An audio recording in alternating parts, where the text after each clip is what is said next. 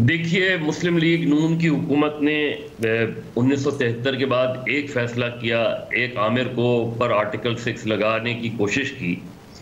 मुस्लिम league नून का क्या हशर हुआ और वो बड़े आराम से आमिर जो है मुल्क से बाहर चला गया। तो उसके बाद मुस्लिम लीग नून में शायद अब इतनी हिम्मत नहीं है और उसकी उसकी बहुत सी वजूहात भी हैं जिसकी बिना पे वो इस किस्म के एक्शन या इस किस्म के बयानात को अवॉइड करते हैं। मेरा ख्याल है सुप्रीम कोर्ट ने जो रिमार्क्स पास किए हैं, सुप्रीम कोर्ट ने जो वो किया, उसकी बुनियाद पे आरिफ अलवी साहब को स्टेप डाउन होना चाहिए। इसलिए नहीं कि वो कोई और बात है। उन्होंने वादे तौर पे सुप्रीम कोर्ट ने ये कहा कि जो आपका आईनी काम नहीं था वो आपने उस आइन की खिलाफ वर्जी की। अगर किसी के बारे में इस पोजीशन पर आला तरीन अदलिया ये कहे कि आइन की खिलाफ वर्जी सदर मुमलिकत के मनसब पर बैठे हुए शख्स ने की है, तो मैं नहीं समझता कि उसके बाद उनको उस पोजीशन पे रहना चाहिए।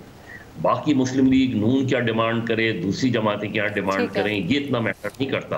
कानूनी कार्रवाई ये मैटर नहीं करता, लेकिन ये मैटर करता है कि अगर सुप्रीम कोर्ट से ऐसे इस तरह के रिमार्क्स आए और अगर उसके फैसलों में भी ये बात आए, उसके बाद अगर उसके बावजूद भी अगर वो रहते हैं तो जाहिर है वो उनकी मर्जी है और वो उनका वैसे भी टेन्योर खत्म हो गया है। लेकिन ये उसूल बनाना चाहिए कि अगर आइन पर आपने अमल कराना है, जिस तरह मैं समझता हूँ कि खुद आथर मिनल्ला साहब ने कहा कि 6 नवंबर के बाद तो जो कुछ भी होगा वो आइन की खिलाफ वर्जी होगी। तो अब मुझे बताएं कि अगर आइन की खिलाफ वर्जी होगी 6 नवंबर के बाद सारी चीजों की, उसके बाद कैसे मुल्क की जमहूरियत, कैसा मैडम शेख, ये अपनी जगह एक बहुत बड़ा सवाल